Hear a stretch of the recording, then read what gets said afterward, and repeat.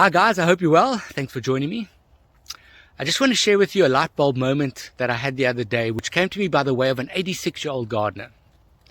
The backstory is that I'm in France. I'm staying with Ella Marie's parents, and her father, Jacques, is a very, very keen gardener. Since the age of 6, he's been working in fields and he's been working in gardens.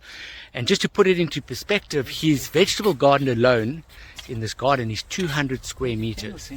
And at the age of 86, every day, weather permitting, he works in his garden. So his knowledge of gardening is immense. Over the last few days, I've been helping him in his garden helping him de-weed his vegetable patch. And my knowledge of gardening is very limited. So I've been pulling at these weeds, and some of these weeds have been breaking off in my hand, and I haven't been getting these whole weeds.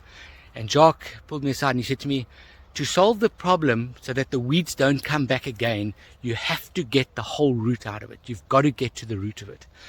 And for me, that was a huge light bulb moment, because that's a great metaphor for life.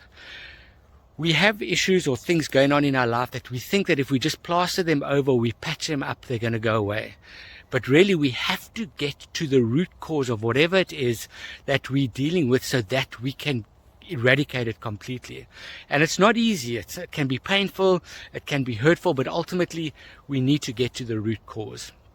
And the same applies for positive things in our life. If we are able to look at why we do things well, or why we do things we like, or why we are good at things, or why there are things that are really beneficial in our lives that we are doing, if we can explore those, we can incorporate that why part of it, or that root cause, into other areas of our life.